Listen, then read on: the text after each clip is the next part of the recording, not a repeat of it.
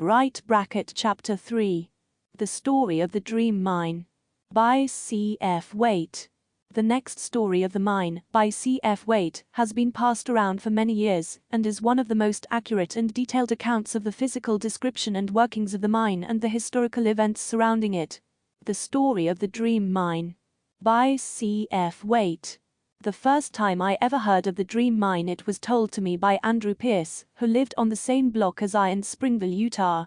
I was very much interested in what he told me, as he pointed out the place on the mountain where the Dream Mine is, as I had been shown a rich gold mine in that very mountain, while I was on a mission in the southern states a few years previously. I talked this information over with my brothers, and we arranged to go see Brother John H. Coyle, the founder of the mine, who lived in the Leland Ward about 2 miles west of Spanish Fork. Upon our arrival at Spanish Fork, we learned that Brother Coyle was up at the mine, so we went up to the mine, which is located about 3 miles east of Salem, Utah. We were traveling in a double-seated buggy. We arrived at the mine in the middle of the afternoon in the fall of about the year 1909. We climbed to the top of Knob Hill, which extends about halfway to the top of the mountain right bracket, and went down the ladder into the mine to the number 7 station. At the number 1 station, which is 250 feet inside the mountain, we saw William Pierce turning the hand blower pumping air down into the mine. There were about 7 or 8 more visitors at the number 7 station. Brother Coyle and Frank Woodward were working about 12 feet below us. They were hunting for the leader, which was to guide them down the number 7 run, which was to be over 100 feet straight down. I could tell which of the two was Brother Coyle, although I had never seen either of them before, and no one indicated which man was he. We watched them work about a half hour until the shift was over, then we were introduced to them. We all came up out of the mine, and we went down the mountain and got into our buggy for the homeward journey. During the 4 miles we traveled to the place where Brother Coyle turned off to go to Leland, he told us many great and marvelous things pertaining to the mine. We made arrangements to go another day and visit Brother Coyle at his home, when he told us the story of the mine. The story, as nearly as I can remember it, is as follows. Brother Coyle said when he was a young man, the brethren in the church used to preach about getting a testimony of the gospel.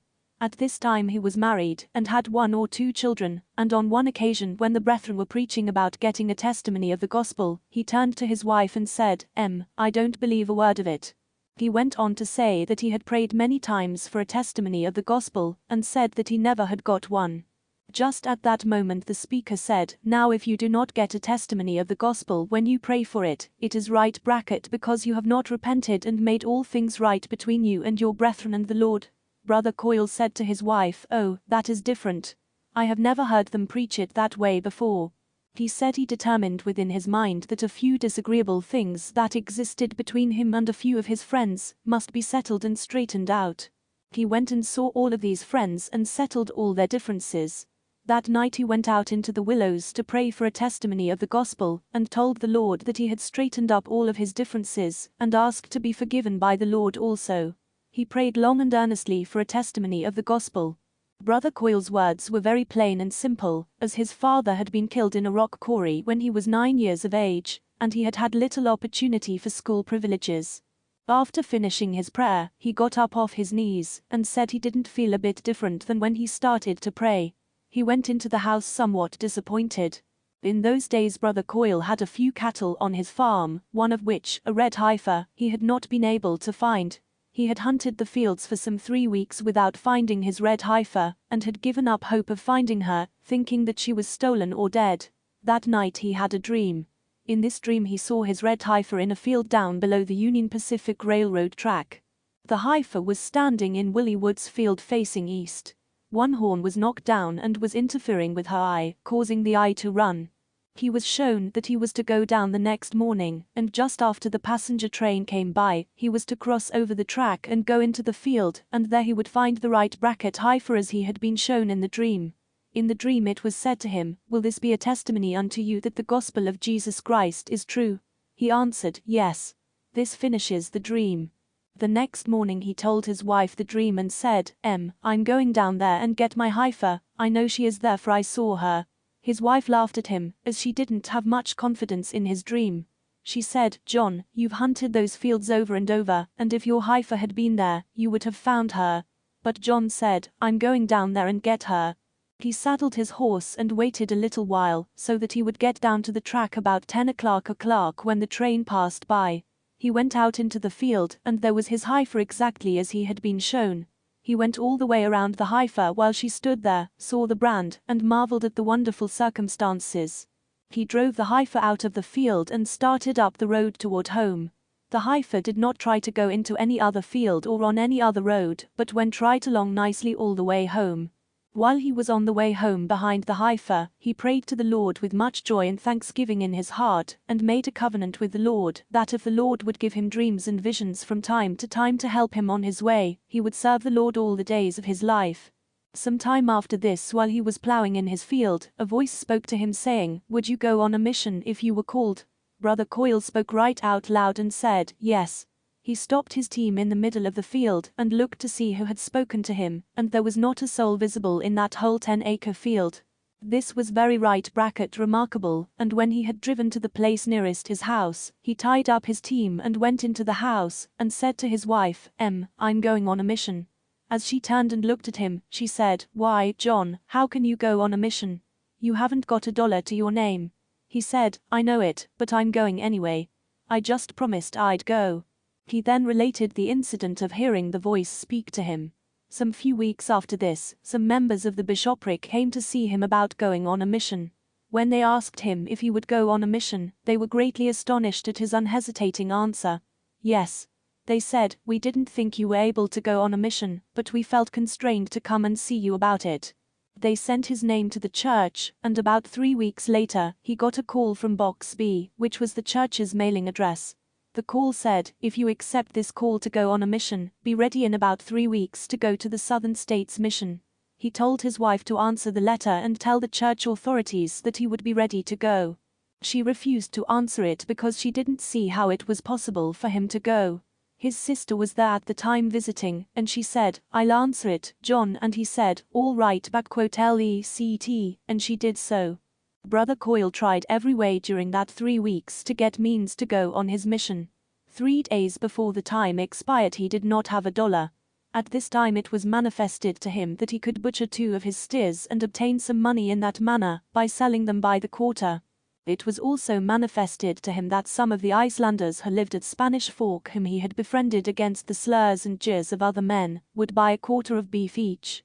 He butchered a beef and took it uptown and sold all 4 quarters to these Icelanders, and got orders for 4 more quarters from others of the group. They were glad to buy from him because he had befriended them in time of need and also to help him on his mission. Thus he was prepared the very last day to get to his mission field, leaving his family of 2 or 3 very small children in the hands of the Lord to get along the best they could. He arrived at the Southern States Mission, which was presided over at that time by J. Golden Kimball. While in the mission field, Elder Coyle had some very remarkable dreams and manifestations. On one occasion, while staying at the home of a good friend who had not yet joined the church of the elders, he had a remarkable dream.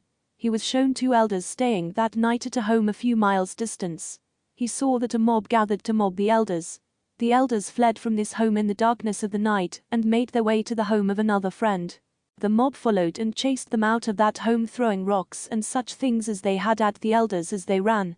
They knocked the hat off one of the elders, which he did not recover, and hit one of them on the ear with a rock, which made it bleed very freely. He saw the elders flee toward the place where he and his companion were sleeping. He saw them come to the house all excited and nearly given out and shout, "Get up, the mob is coming, get up and flee for your lives." He saw that they were not to go away from that home. They were to stay regardless of the mob. He saw the mob composed of 200 or 300 gather and surround the house. They did not burst into the house or cause any trouble, and he saw himself and his companion get up and go right downstairs. They were sleeping in the attic, and the man of the house, fortified with his gun, declared that the mob would not take the elders unless it was over his dead body. As they did not make any special attempt to disturb Elder Coyle, he saw that he went outdoors in his shirt sleeves to see what was going on. It appeared as though the mob was divided, as some of the men did not think that they should commit murder. While they were discussing their plan of procedure, he saw a woman stop out in front of the mob. This woman commenced to tell the mob of their wicked, devilish intentions. She told them of their wickedness and asked them to disperse and leave the elders alone, referring to the judgments that would come on them for such sin. This seemed to cause a greater division among them, and soon they commenced to slink away, until finally they all left without any disturbance. No sooner had the dream finished than they were awakened by these two elders who came shouting, "Get up, the mob is coming." In a moment Elder Coyle's companion jumped out of bed and was dressed in a very short time, and he all the time was saying to Elder Coyle, hurry up, or we'll be mobbed." Elder Coyle threw his feet out of bed and sat on the edge of the bed very little concerned and in no hurry at all. He said, "Hold on a minute now here, I want to tell ye something." By this time the other elders had come into the house and were wondering why they didn't get up and run for their lives. Elder Coyle related this dream to them, which they acknowledged in detail. Then he said, "Now if all of that has happened exactly as I saw it and have told you, then the rest will happen." By this time the mob was surrounding the house. Elder Coyle dressed and went downstairs, and sure enough, there right bracket was the mob. After waiting a few minutes, Elder Coyle went outside bareheaded and in his shirt sleeves, and saw and heard the very things that were shown to him in his dream, even to the woman that gave those men a talking to that they had never had before in his words. She sure did lay down the law to them. On another occasion there was a conference appointed by President Kimball, and the saints gathered to attend this conference. Elder Coyle had a dream the night before wherein he saw a mob gather with the intention of getting President Kimball. The plan was to get him for no good purpose, but they did not intend to mob the others. Elder Coyle saw that it would be the right thing for President Kimball not to appear at that meeting, and that the mob would be disappointed and not do anything further, because their plans would be frustrated. Elder Coyle saw that the mob came and looked in at the windows and looked all around to find that long, lean, red-headed President Kimball, for that was the way they spoke of him. When they were not able to find him, they went away. Elder Coyle told President Kimball this dream, and suggested that he make himself scarce during that meeting, which he did. The mob came during the meeting, but was greatly disappointed that they were not able to find President Kimball. They looked in at the door and the windows and all around the building, but couldn't find him and then went their way. President Kimball had probably heard of other instances concerning Elder Coyle's dreams, and decided it would be wise to take notice. There were a number of other instances similar to these which happened in the mission field. His life and the lives of others were undoubtedly preserved through his divine dreams right bracket and manifestations. Suffice it to say that Elder Coyle fulfilled a very good and important mission. While in the mission field, he received a letter from his wife, stating that the Rio Grande Railroad was surveying land right through the middle of his farm, which would practically ruin most of his farm. Elder Coyle was much concerned about this. He made it a matter of prayer and asked the Lord to cause them to change their survey. He had a dream wherein he saw that the surveyors would change the survey and cut across the corner of his farm, cutting off about 2 acres of his farm. In the dream it was said to him, "You are no better to have the railroad go through your farm than to go through your neighbors' farms," but this change would not injure him so severely.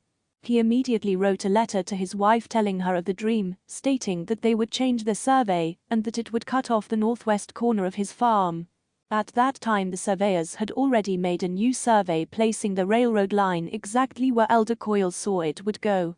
Before Elder Coyle's letter reached his wife, she had already written to him stating that they had changed their survey and had cut off about 2 acres of the northwest corner of his farm.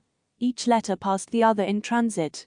Elder Coyle rejoiced that they had changed their survey as shown to him, as he said it would have hurt him worse than any other farm on the line. This mission, in connection with other experiences given to him, prepared him to be chosen of the Lord to perform another mission, that which pertained to temporal affairs. It was on the night of September 3, 1894, that a messenger came to him in a dream telling him of a rich gold mine that right bracket was in the mountain directly east of Salem, Utah. The messenger told him the purpose of the mine would be to bring relief to the Lord's faithful people at a time when great tribulation and distress would be in the land. The mine was to be called the Relief Mine. He told him of a period of 4 years of famine, and explained that the first 2 years the saints would be able to get by, but the 3rd and 4th years, they would have nothing to eat, unless it was prepared and stored up against that time. Then there would be 2 more years which would be a recovery period. The messenger explained that there would be a winter of heavy snow and big snow drifts, after which there would be a mild open winter, but whether that winter was to follow immediately, or whether some other winters would be in between, he never explained. However, immediately following the mild open winter, there would be a hot, dry summer. The crops would come up in the spring, and there would be considerable moisture, and the crops would be glorious, that is the word Bishop used to use. He saw the wheat would grow up and head out beautifully, and the irrigated wheat would mature. But the dry land wheat would not have enough moisture to fill out. By harvest time the heads would curl over in a sort of crescent shape. This was shown to him in another dream wherein he saw he went into the wheat fields when they were binding the grain, which looked like it would be a splendid crop. He picked up a bundle of wheat by the binding twine, and the head's end of the bundle came up with the butt end of the bundle hanging down, because it was heavier. Realizing that the head end should have gone down if there had been good wheat in it, he examined the heads of wheat by crushing them in his hands to bring out the kernels. He found that the wheat was terribly shrunken and not fit for food. He was told by the messenger that this condition would bring about a shortage of food during the first year of harvest. The second year he was shown would be the same, only much less food raised. Still, the irrigated grain would be good. He was told we would need to store up the first and second year's grain to supply food for the third and fourth years. The third year the shortage would be so great that there would hardly be anything raised for food. The fourth year they would not be able to raise anything for food. He was shown in another dream that during the fourth year there would be plenty of money to buy food, and he with others went up and down throughout the country seeking to buy food, and they could not buy any. Any people who had a little food would not sell it at any price. During this time of famine there would be no rain to do any good. He saw the clouds would come up, and it would look like it was going to rain, but a wind would come up and blow the clouds away, and if there was any rain at all, it was just a few drops which were not sufficient to do any good. The purpose of the mine was to build store bins and store up wheat and other foods like Joseph of old, who was sold into Egypt. He saw the rains would come in the 5th year, and they would be forced to spare a little wheat for seed, but would be sorely pressed to raise enough to eat during the 5th year, and save enough for seed for the 6th year. The rains continued to come, the crops grew, and at the harvest time of the 6th year they would have enough food to carry on. He was told by the messenger that there would be a great crash in the land before the period of famine began. This crash would be brought about by prices going up, which condition was illustrated to him as being like a person on high right bracket stilts. When prices became extremely high, something happened in the land like knocking the stilts from under the person, and down came everything. Businesses closed down, labor was thrown out of work, people were hungry, and great tribulations were in the land. He saw that the best place to live and to work would be at the mine. Those who worked there would be the best off. He was told by the messenger that the church program to care for the poor would all be used up during the first and second years of famine, that the mine would bring relief during the 3rd year, and would carry on the relief from the 3rd year on. The messenger gave him to understand that he was chosen to bring about this work of the development of the mine, and awaited his decision to accept it or not. Brother Coyle began to explain that he was not able to do that work by saying, "I don't know how to take up a claim or drill a round of holes or blast them, I don't have any money, and I don't see how I ever could accomplish that work." The messenger replied, "If you will be true and faithful to the instructions given you, I will see that men and money come to your assistance." Still Brother Coyle was not willing to accept the mission. He was a very successful farmer and said, "I'm a farmer, and I love farming, and I don't know anything about mining." He had never been in a mine in his life, having refused many times to go in the mines at Tintic, when he was freighting butter and eggs, etc., to the Tintic mining district. At this time Coyle's neighbor was digging an artesian well, the first well that was attempted in that part of the country. The messenger said, "Your neighbor is digging a well. Tomorrow at 12 o'clock noon he will strike water. The well will be a glorious success. They will take up their machinery and leave during the afternoon, having fully accomplished that work." He continued by saying, "If that all happens tomorrow right bracket as I have told you, will that be sufficient evidence and testimony to you, that you will make just as glorious success of the mine, by being obedient to the instructions given to you?" Brother Coyle answered, "Yes, if that happens tomorrow, I will accept of the mine mission." The messenger said, "You have a neighbor friend by the name of Joseph Brockbank whom you are to take with you when you go up on the mountain to start the mine." The messenger explained that Mr. Brockbank would be as doubting Thomas, but if he would be very persistent, Mr. Brockbank would finally concede and go with him upon the mountain. Then the messenger said, "Now come with me." He was taken in the spirit upon the mountain and was shown the mountain, the topography of the mountain where he was to commence digging. The messenger said, "Now dig 1.5 feet, and you will find a black leader which he was to follow straight into the mountain for 40 feet. Then the leader would turn to the right and go to the right another 40 feet. Then the leader would turn down, and they were to follow it. Coil and the messenger in the spirit went right into the mountain and saw these conditions, and followed the leader down. The leader in the beginning was about an inch thick and black. They followed straight down until they came to a little ridge or bulge which seemed to turn over and turn them off in an angle to the right, the leader going off on an incline of about 20 degrees down. This they followed for nearly 200 feet, exact distances not being given to Brother Coil. Then they came to where they went almost straight down. The messenger explained that they must sidestep far enough to the right, far enough to put in a windlass station which he called number 1. This went down by putting in ladders on just a little incline to the right for about 50 feet, when he would come to a bench that was about 4 feet wide and flat, then turning down about right bracket 5 feet, where they were to put in station number 2. He was shown how to put in the stations, setting in timbers and wedging them in solidly. The number 2 was to go almost straight down, dipping a little bit to the right of the station. This, he estimated to be between 75 and 100 feet, which later proved to be 85 feet. At the bottom of number 2 run, where they were to put in the number 3 station, he was shown a global wall which Coil called a belly roll, which extended about 5 feet long and wide.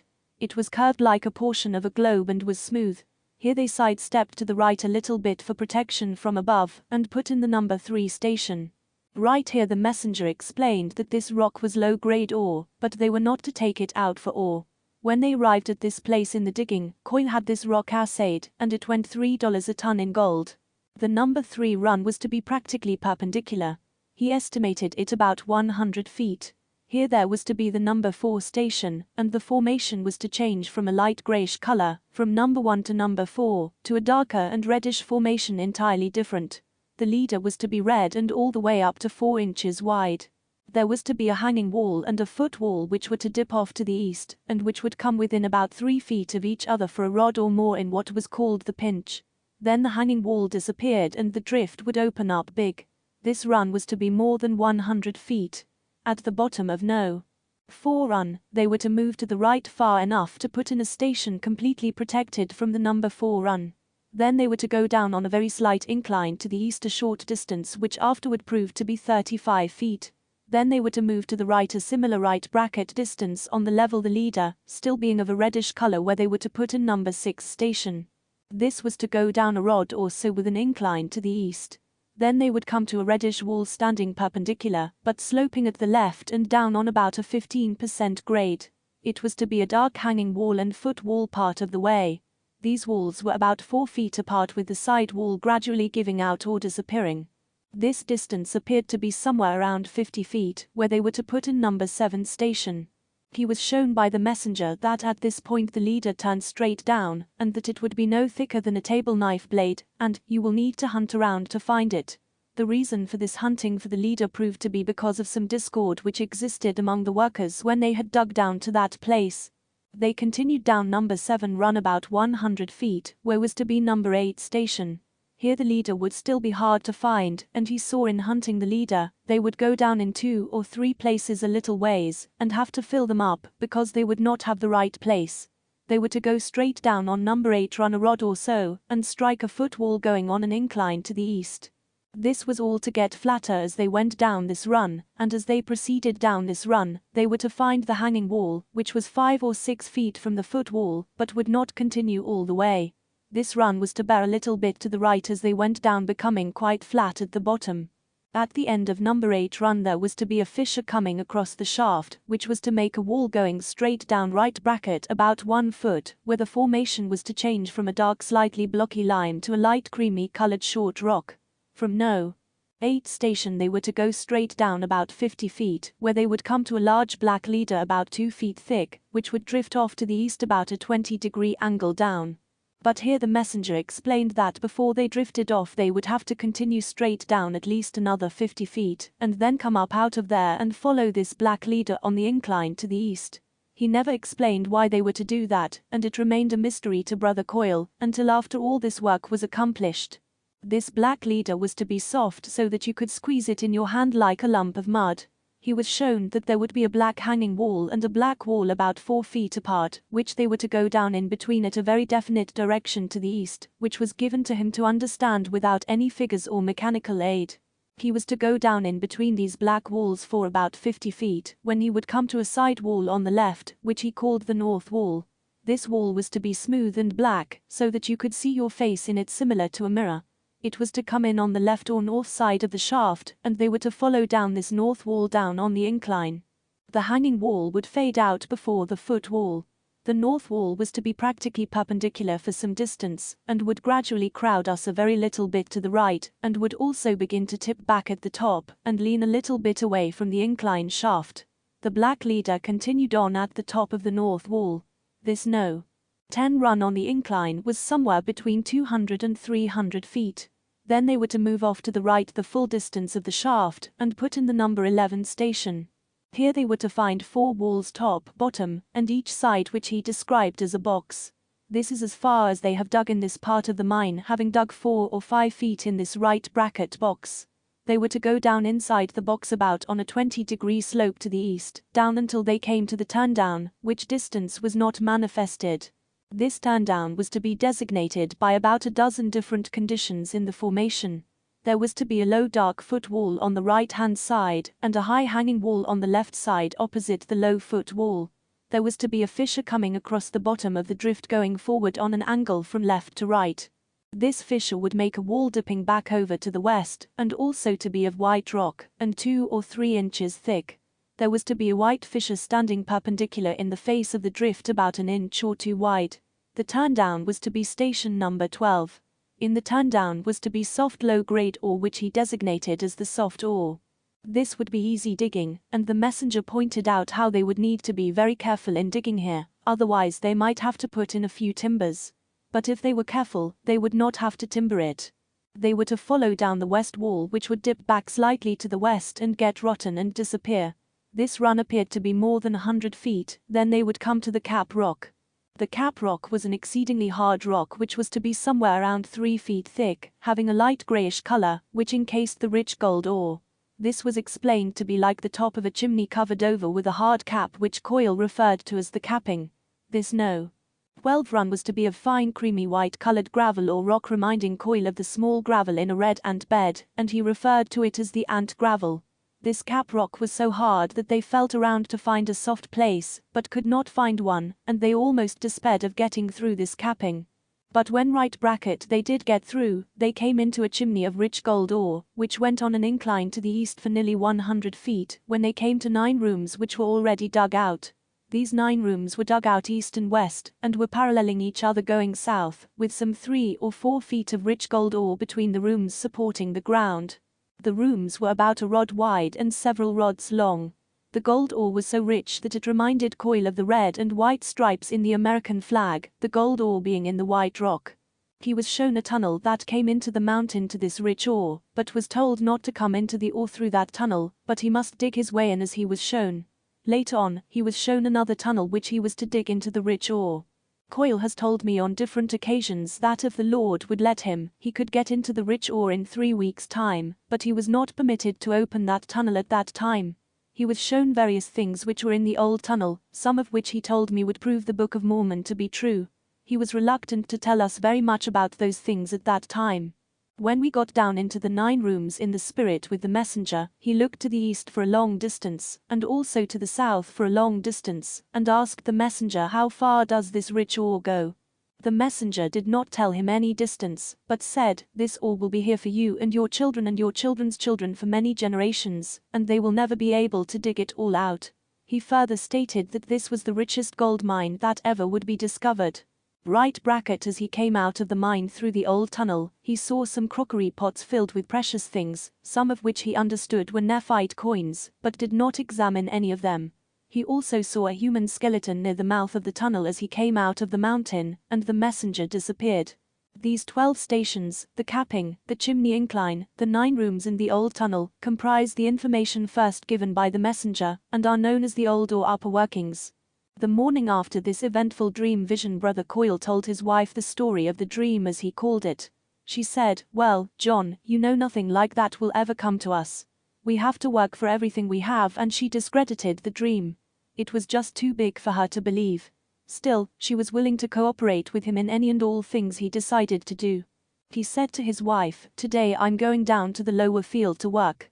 I want you to watch and see if they get water in the neighbor's well today at 12 o'clock, as I won't be back home until evening." She paid little attention to what he said and did not notice the work on the well, but all at once she heard shouting and yelling, and went to the door to see what was the matter, and she saw the water flowing up through the rigging, and saw them swinging their hats and heard them yelling for joy.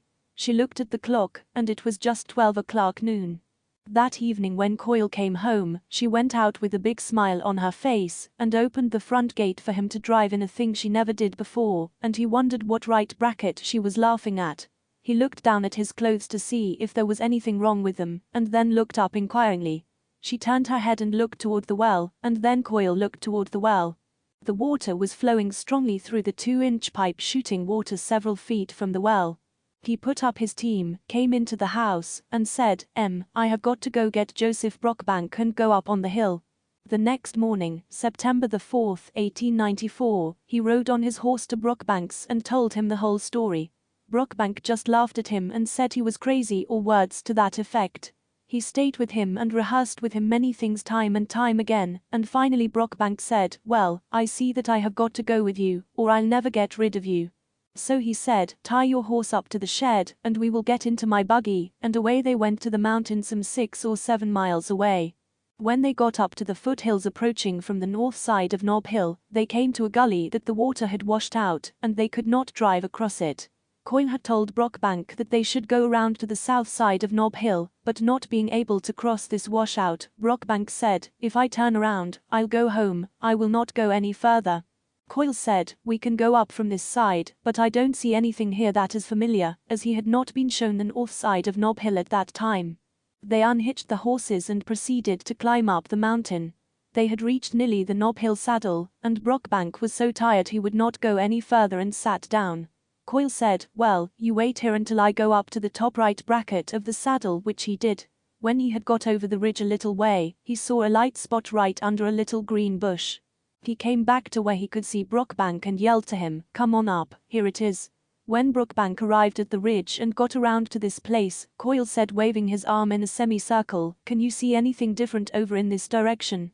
indicating where the light spot was. Brockbank said, "Yes, I can see a light spot over there, probably 100 feet. He said that it looked like it was lit up, like there was a powerful light glowing.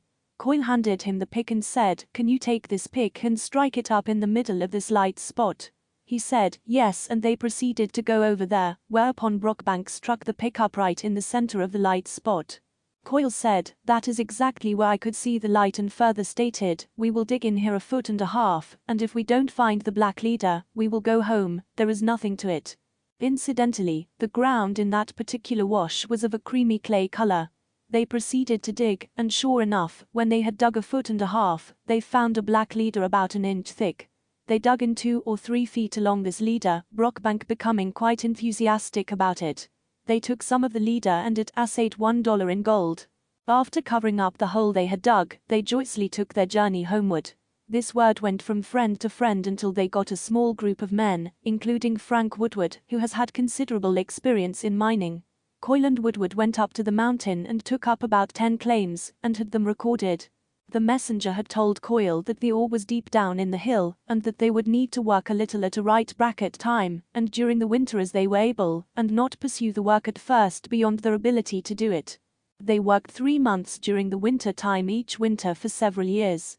They dug in the 40 feet to the east and the 40 feet to the south, and went down into the bulge or turnover. Here Frank Woodward wanted to go with the turnover into the mountain, and said every mining man would follow this turnover. Coyle told them that he was shown to go to the right on an incline. There arose a disputation, and Coyle finally said, "Well, you fellows can go any way you want to, but I won't work with you until you are willing to go the way that was shown to me."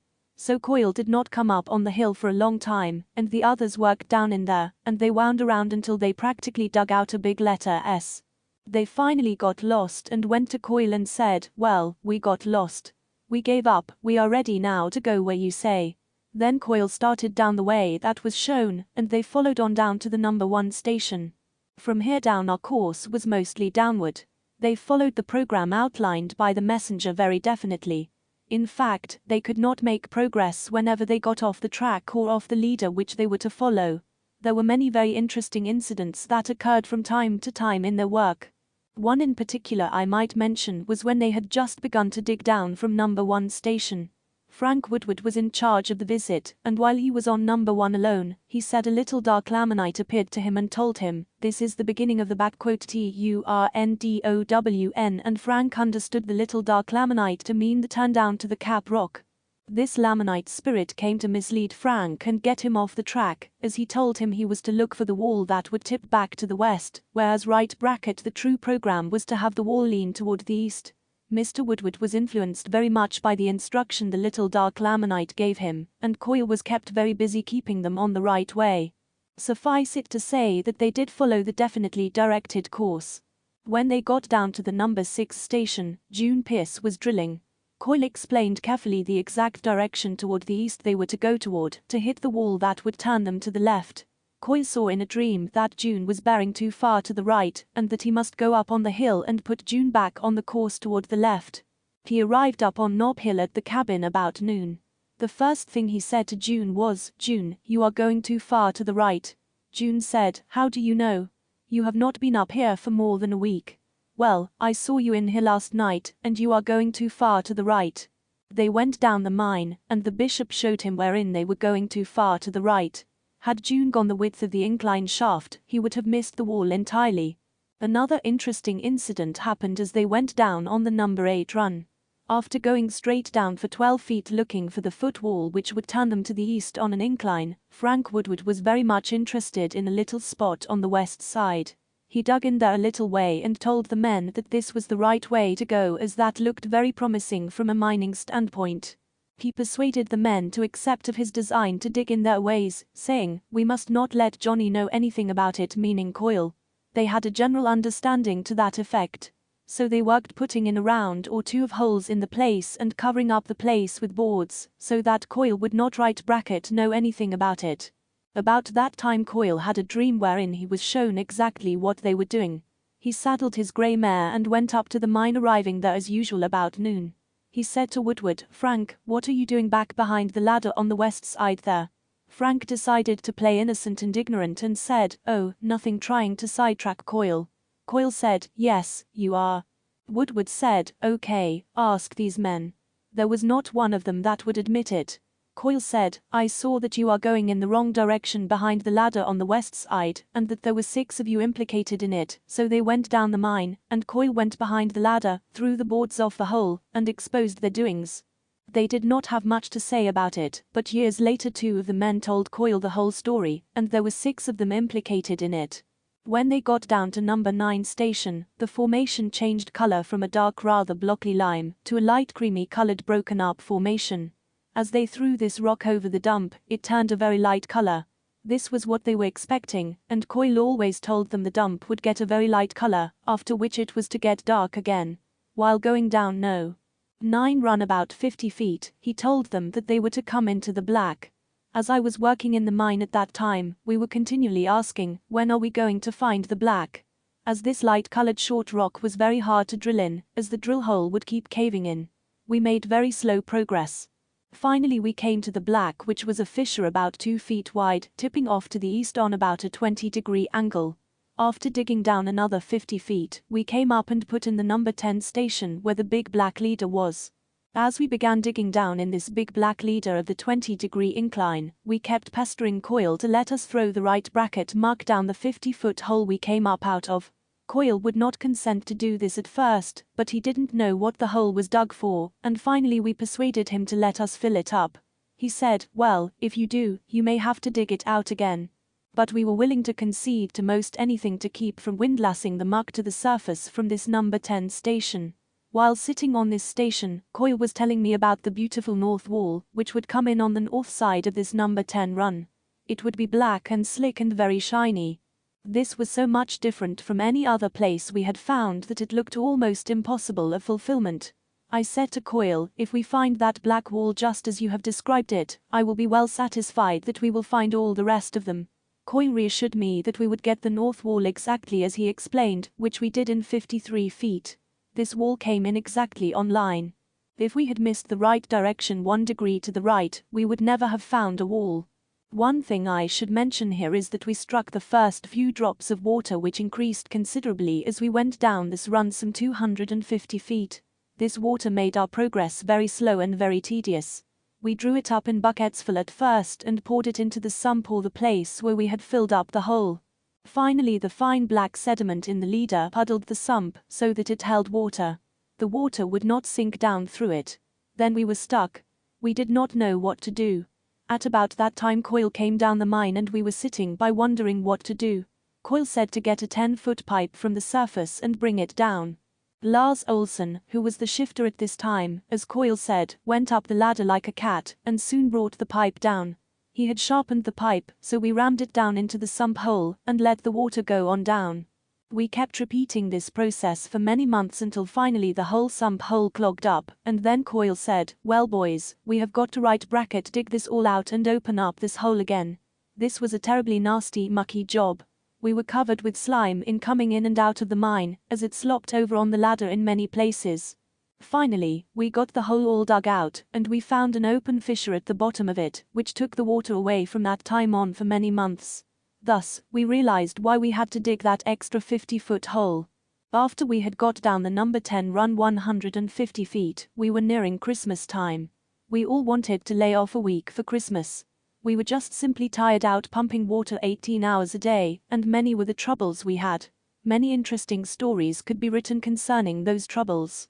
Our biggest job was in pumping the water about 80 feet up to the sump hole. We had a 12-inch pump with a 4-inch cylinder with an 1.25-inch outlet and 2-inch suction hoses 20 feet long with 4-foot leverage on the handle, and it took 4 men at a time to run the pump with 2 extra men to change off every 5 minutes. We finally prevailed on the bishop to let us lay off for Christmas 3 days. After Christmas, when we came back to the mine, Bishop had a dream wherein he saw that he would see the face of the drift or the bottom of the hole by getting all the water out of it by Saturday 12 o'clock noon. During this interval we broke the head out of the pump. The head was 6 inches in diameter and 5/8 of an inch thick. This completely stopped our work. This occurred in the middle of the night.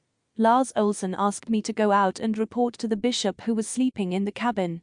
The bishop told me to take a 5-gallon can and cut a piece of tin out of it the size of the head, and take a piece of candle box a 1/2 inch thick, and make a head with that.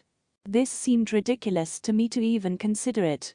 If 5/8 inch solid cast iron would not stand the pressure, a piece of tin and a 1/2 inch of soft wood would never hold it. I went back down the mine right bracket and told Lars Olsen. Lars came back up out of the mine and got the material and a little piece of strap iron to put across, and we made a new head out of that and put it on. Bishop came down the mine just as I was screwing on the last nut. Suffice it to say, this improvised head did hold the pressure, and we pumped with that tin head for several weeks, until we obtained a new one. This is a mystery that has never been explained.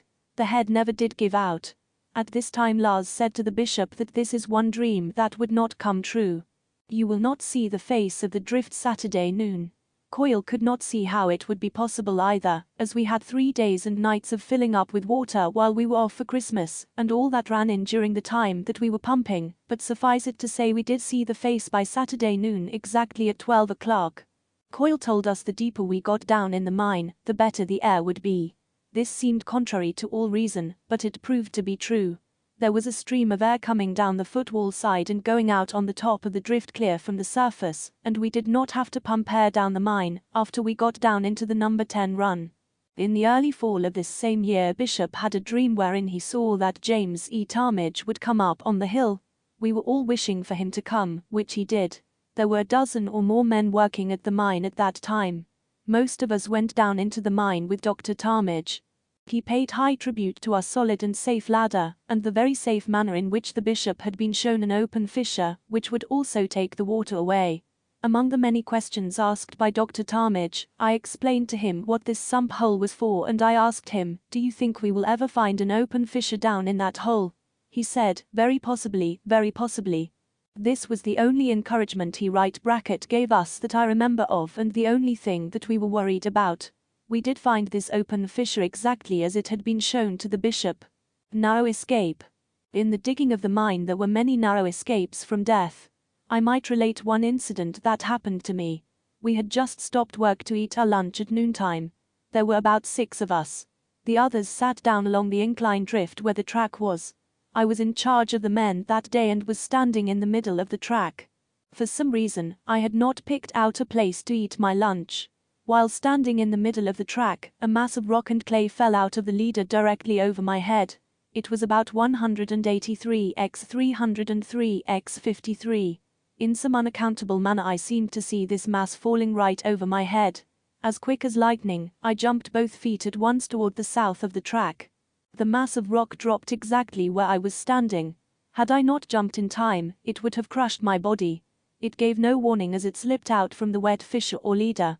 My brother Ralph was near me and was greatly astonished at how I avoided being hit with that mass of rock and dirt. At another time when we were digging this incline drift, I was told to shovel out the round of holes or clean out the muck in the face of the drift. I noticed overhead a little crack about 1/4 of an inch wide in the ceiling, where hung a large rock 183 x 363 x 62 long, extending the length of the drift. There was water dripping out from the back, and we had to haul the water up the drift 602 or 702 in the bucket. After we got most of the water out, then I got under this big rock to clean out the muck. I had worked there more than half an hour when Lars Olsen, the shifter, came down. Immediately he saw this crack about this rock and told me to come out from under right bracket it. He then took his candlestick and just touched this crack above the rock to see if it was solid. He had hardly touched it with his candlestick when the whole thing fell exactly where I had been working. It surely was providential that it did not fall while I was under it, as it took only the slightest touch of the candlestick to bring it down. At another time before this in the same drift, we were working one morning and up the drift about 30 feet, where a cross fissure came across the drift, there was some water dripping out. Lars Olsen came down the drift, it being only about 3-1/22 from the footwall to the hanging wall. When he got to this place where the water dripped down, he stopped abruptly and raised his candle to look at the drips. He had hardly raised his candle when down came a big slab of rock immediately in front of him, about 183 x 32 x 32. Had he not hesitated to examine this place, he would have been exactly under this mess of rock when it fell. I saw this myself as I was watching him hurrying down the drift. His life was surely saved by his stopping to examine the drips. On another occasion in this same drift there were 6 of us working on the pump, 4 at a time. The pump was situated about 4 feet above the sump hole, which had about 12 feet of water in it. I was resting at the time. 4 others were pumping. Dave Olsen was one of the 4 who was working. Suddenly the pump handle broke with a lurch which sent Dave over backwards, head first down the sump hole into this 12 feet of water. We were so shocked, we seemed to be frozen to the spot. As soon as we could gain possession of ourselves and come to his rescue, he came dripping up the ladder out of the sump hole. How he tumbled into that hole without striking his head or knocking himself unconscious we were unable to explain. Had he done so, he would have sunk to the bottom and been drowned before we could have gotten right bracket him out. This sump hole was about 5 feet in diameter, and it would have been a hard matter of getting him out before he drowned in the 12 feet of water, but the Lord surely was watching over him that no harm came to him. I was assigned to turn the drips as the water kept dripping down from the back overhead. I had to hammer and chip off the sharp points of the rock where the water would run down, and run the water over to the side of the drift so the men working would not get wet. On one occasion a piece of steel flew off the hammer and hit me right in the pupil of my eye.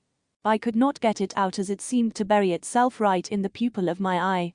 I went to Dr. Anderson of Springville, and he put the eye at rest, and had to dig a hole in the pupil to get the piece of steel out. He said it was doubtful whether I would be able to see out of that eye, but thanks to the Lord, it healed up perfectly, and did not affect the vision at all. The time came that we were required to come up out of the upper workings and quit the work there, because the church had served notice on Bishop Coyle that if he did not quit, they would cut us all off the church. So rather than be cut off the church, we conceded to their unjust demands. Soon after this Bishop Coyle was told in a dream that all this work, toil, hardship, and sacrifice was accounted to us for righteousness' sake. Bishop Coyle was shown that in the digging of this mine, there would be a man killed unless we were very, very careful. One Monday morning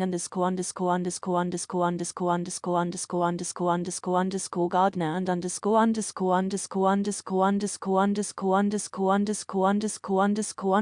were going down the mine before the rest of us had arrived at the mine, as we always went home for the weekend. They were fooling with one another and sort of chasing each other down the ladders. He started down no. 7 first ahead of Gardner. As number 7 was more than perpendicular, he had just got to this right bracket place when Gardner slipped from the ladder and fell. Because the ladder dipped back under, Gardner did not hit ________________________ but fell to the bottom of the shaft about 100 feet and was killed. Before this time ____________________ had fallen in this very same place, but nearing the bottom of the shaft, his overalls caught on the side of the ladder and broke his fall by tearing his overalls from bottom to top, and he landed uninjured and was able to climb out of the mine with very little assistance. Tunnel Program. It was on the 10th of January, 1914, that Bishop Coyle had a most wonderful interview with 2 of the 3 Nephite apostles. Among other things, they showed where the tunnel was to be. We knew of the tunnel but did not know just where it was to be commenced. There was 3 feet of snow at this time on the north slope of Nob Hill. Bishop Coyle was shown that down at the bottom of this north slope right in the gully, there were 2 bare spots of ground, the smaller one just a little above this larger one.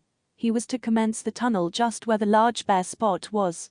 He was working at the mine at the time, and he told us that morning about the tunnel and about the bare spots, and that he was to go down there that morning and begin the tunnel. He chose the 2 oldest men, W.M. Pierce and W.M. Gamel, as he thought it would be easier for them to work the tunnel than to climb the ladders. Lars Olsen, the shifter, asked if he might go down with them. We could not imagine how there could be any bare spots of ground with all of that amount of snow. As they waded down the mountain, from the cabin located at the top of Nob Hill near the old workings, the snow came clear to their waists. Lars Olsen went ahead sort of breaking the trail.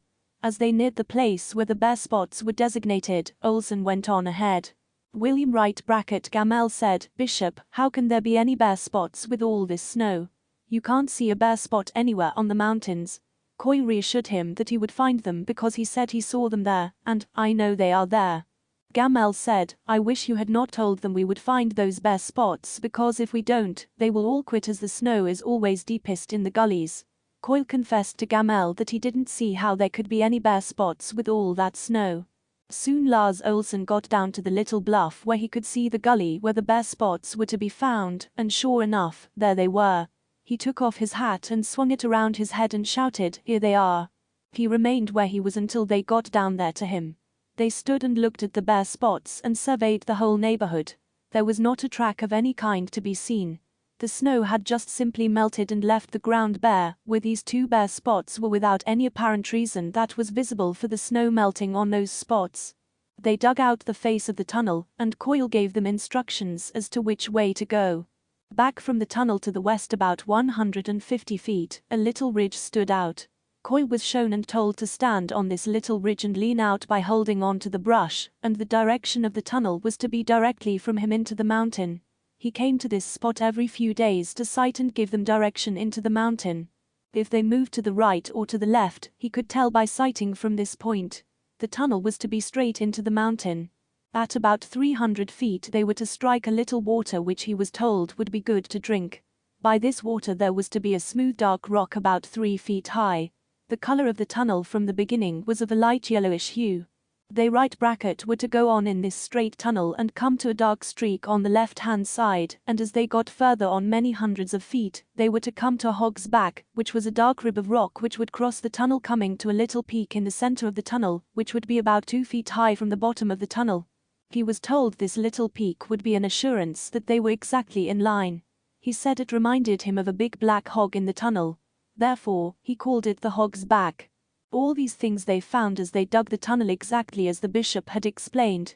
From this hog's back, the rock would get dark and blocky, and further on a red streak would cross the drift.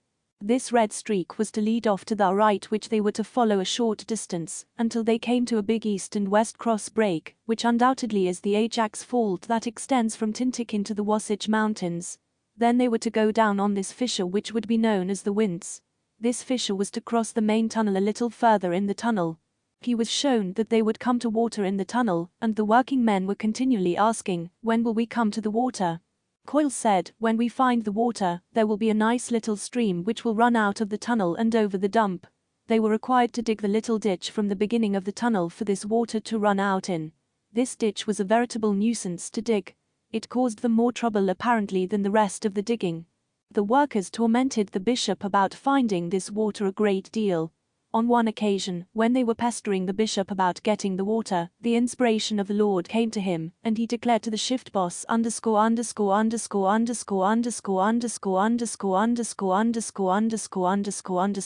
_________________________________________________________________________________________________________________________we will get the water in 100 feet from here, and it will run over the dump. The shift boss had them drill a hole in the side of the drift at right bracket that point and drive in a wooden peg to mark the spot. They went on in the straight line 70 or 80 feet, and it was still as dry as powder. When they got 90 feet, it commenced to get damp. When they got 95 feet, the water ran down the tunnel down the ditch about 200 feet. When they struck a water fissure, the water ran out over the dump. The fulfillment of this prophecy was a great boon to the continuation of the working of the tunnel. Shut down. By the time they had dug the tunnel 300 feet, the church shut the mine down. About this time Coyle and his family had procured a ranch up near Burley, Idaho, and Coyle sold his farm in Benjamin and moved to Idaho and lived on the ranch. The mine remained shut down for 6 years. While Coyle lived in Idaho, he was put in as first counselor to the bishop.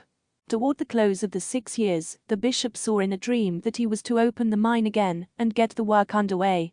He had a letter written to Peter C. Carlson to start the work going. The letter should have been posted that day as the mail only came by twice a week, but the letter did not get posted. A few days after this, Peter C. Carlson, with 2 or 3 other brethren, came to Bishop's home in the vicinity of Burley and asked if they could start the mine going again. Bishop said, "Did you receive my letter?" They told him no. "Well," he said, "I wrote you a letter to tell you to start up the mine." Upon inquiring, he found out the letter had not been posted.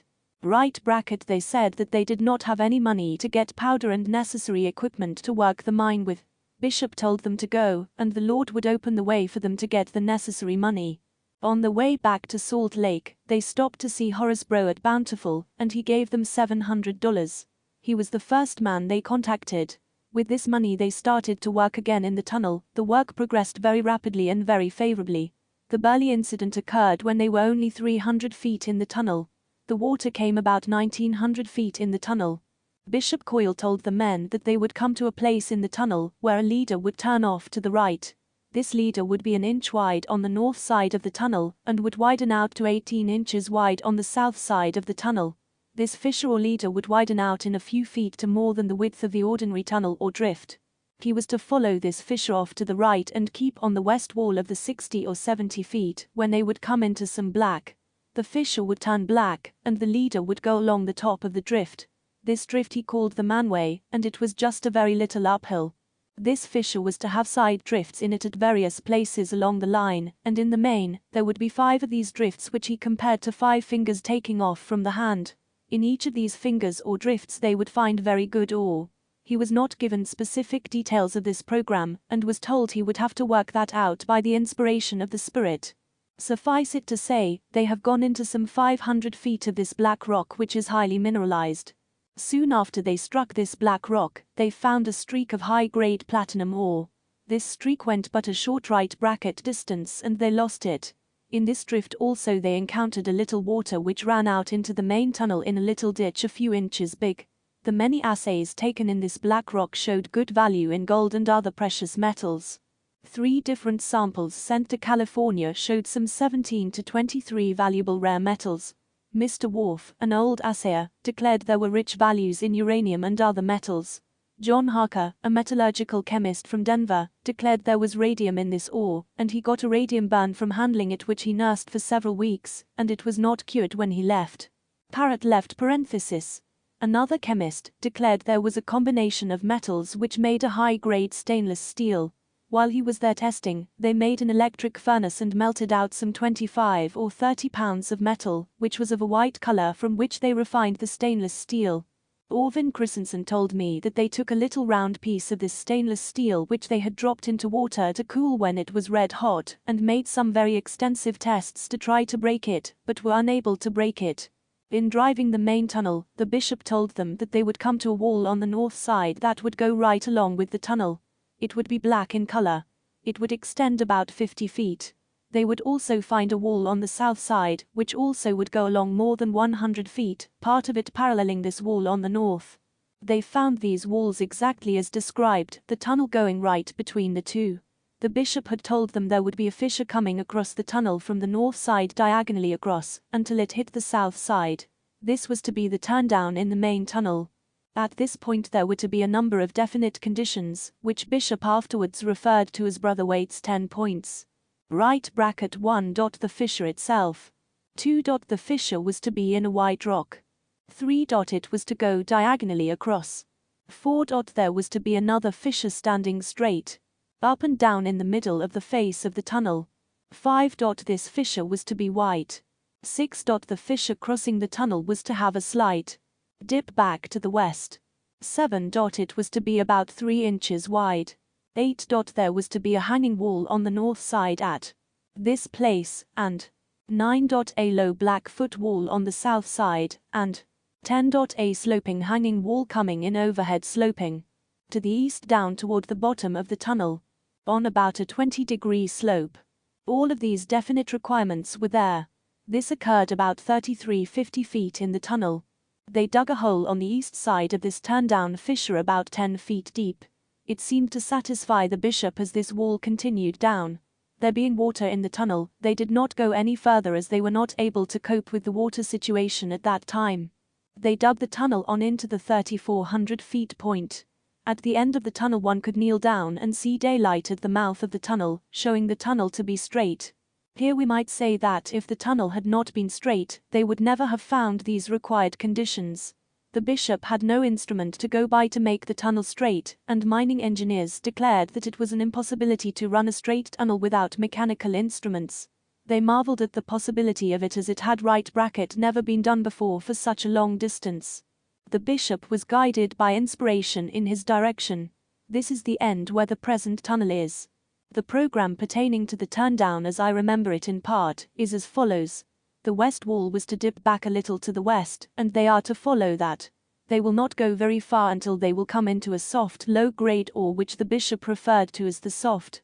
It will be light-colored and rather gravelly in its composition. The west wall will get rotten and slough off and will not be permanent all the way. In digging down through this run, which is to be more than 100 feet practically straight down, they will have to be very careful, so that it will not cave in and require timbering. They will make rapid progress in this run, and will be able to shovel much of it without blasting. This low-grade ore will color the dump a little light creamy color. When they reach the capping over the rich gold ore, the capping will be so hard they will despair to drill through it. They will try here and there and feel around for a soft place to drill in, but will not be able to find one. This cap rock will be around 3 feet thick of a greyish color. This virtually is the capping over the chimney which leads down into the body of rich gold ore, where he saw the 9 rooms previously mined. While I was on a mission, in a sort of dream/vision, I saw these 9 rooms all dug out and 4 or 5 men working in one of these rooms. They were getting out a great block of rich gold ore, about 183 x 303 x about 62 in length. As I stood watching them, they were working in a most beautiful system of harmony. It appeared as though one of the men was in charge of the work, but he was as actively engaged in the work as the others. There were no orders given, but each one right bracket seemed to know exactly what to do. They were barring this great block of ore out of the side onto a flat trolley car. In their conversation, I learned that this block was a special block of ore to be used in the temple, or for its building as they said, this block is for the temple. While they were loading this block of ore, I walked along the west drift from which the 9 rooms took off. I noticed the rooms were rather dusty, and I took my pocket knife and scraped some of the dust off the rock to see what was under the dust, and to my great surprise, I found the rock full of little streamers of gold, about the size of ordinary baling wire. After walking far enough to see about a half-dozen rooms, I came back to where they were loading the block of ore on the trolley flat car. They had just completed loading it, and were running it out of the main tunnel, which tunnel came out of the mountain going west, and apparently near or at the northwest corner of the ore body. This ended my manifestation. I don't know where the tunnel came out to the surface. In digging the main tunnel, the men were always asking, when will we get to the turndown? During these days Bishop was still living in Idaho. On one occasion, President Joseph F. Smith came to him in a dream and gave him special instruction about seeing that all the stock accounts were had on the books in perfect order, so that he could give an account of all the stock belonging to the company and who owned it. He illustrated this by saying when a president of the church was voted on by the church membership, it was necessary to use the words, "We sustain president underscore underscore underscore underscore underscore underscore underscore whoever it may be, as prophet, seer, and revelator." He used this expression to illustrate it was just as necessary for the bishop to have a full account of the stock as it was to use those words in voting for a president of the church. Then he asked the bishop if he would see to it that all this business was properly entered on the books, and the bishop said yes. President Joseph F. Smith went over this instruction 3 times, very similarly as Jesus told Peter to feed my sheep, which the bishop said he thought of at the time. Then President Smith said, "Now come with me," and in a moment they were in the mine tunnel. President Smith said, "Now bring your men up here," meaning to the turndown. President Smith pointed out the spot and said, "Put a round of holes in here," which the bishop had the men do. Then they moved back a little space while the blast went off. Then they returned to the spot and shoveled out the rock from the hole the blast had made, and there was the soft ore revealed. Bishop Coyle got down on his knees and looked out of the tunnel and saw daylight outside, showing the tunnel had to be straight. President Smith said, "Does this satisfy you that you will get all the rest of it, as has been shown to you just as definitely as you have found this soft ore?" Bishop Coyle said yes. This ended the visitation or the dream.